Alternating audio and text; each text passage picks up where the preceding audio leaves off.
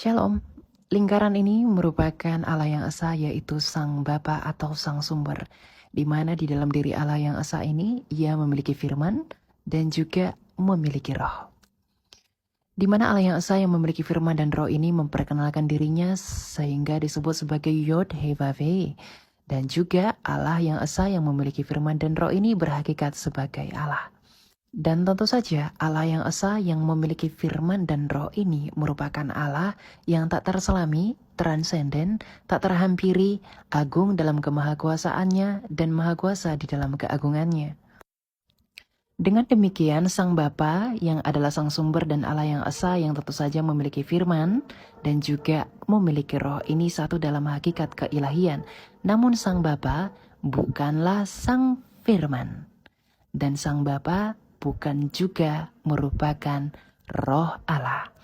Artinya firman Allah, Roh Kudus dan juga Bapa tidaklah sama, melainkan berbeda. Dapat dibedakan namun tidak dapat dipisahkan. Dengan demikian, baik Sang Firman dan juga Roh Kudus atau Roh Allah merupakan Allah. Karena baik Sang Firman dan juga Roh Allah telah dikandung di dalam diri Allah yang esa itu sejak semula.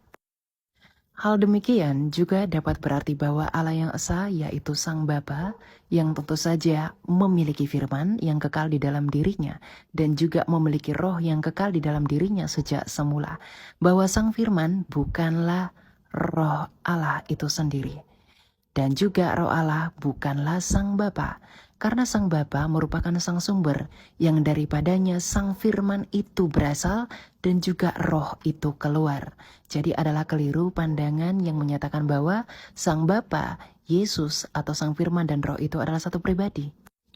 Dengan demikian kita dapat mengetahui bahwa Sang Bapa atau Allah yang esa ini yang memiliki firman dan tentu saja yang memiliki roh yang dikandung sejak kekekalan merupakan tiga pribadi yang berbeda, namun satu di dalam hakikat kealahannya.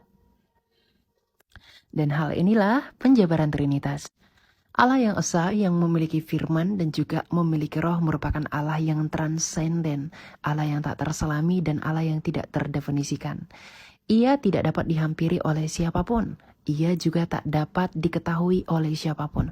Oleh karena itu, ia menyatakan dirinya melalui perantaraan firman-Nya yang keluar dari Bapa dan menjadi manusia yang disebut dengan Yesus Kristus. Demikian juga halnya dengan Roh Kudus yang datang dan keluar dari Sang Sumber atau Sang Bapa. Di mana Sang Firman yang menjadi daging yaitu Yesus Kristus datang dan keluar dari Bapa, yang artinya memiliki hakikat yang sama dengan Sang Bapa. Demikian juga halnya dengan Roh Kudus, di mana ia datang dan keluar dari Sang Bapa yang adalah Sang Sumber itu.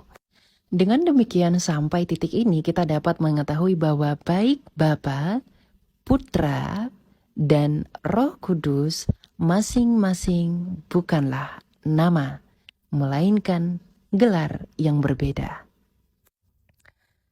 Ia disebut sebagai Sang Bapa karena ia merupakan Sang Sumber yang daripadanya Sang Putra dan juga Roh Allah itu berasal dan keluar.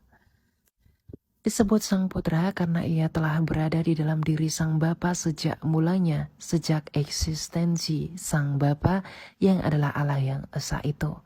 Dan ia disebut Sang Putra karena ia datang dan keluar dari Bapa.